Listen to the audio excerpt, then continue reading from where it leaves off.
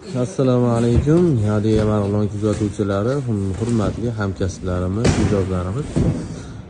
Mana bugun birinchi partiya yukimiz kirib keldi.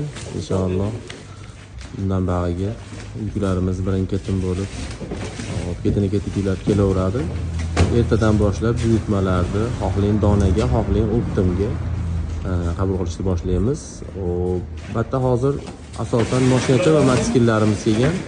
Eng hadovoy narsalarimiz mavsumda o'rtalarida tugab qolgan edi. 2025-yil yozlarda tugagan narsalarimiz. Albatta inshaalloh ertadan sotuv boshlanadi. Taklif va zakazlarni xullas montaj qilasan, kesasan shu joylarini. Taklif va zakazlarni berish uchun pastdagi raqamlarga murojaat qilaverasizlar.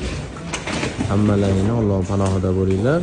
İşleringizga, savdolaringga barokat inshaalloh.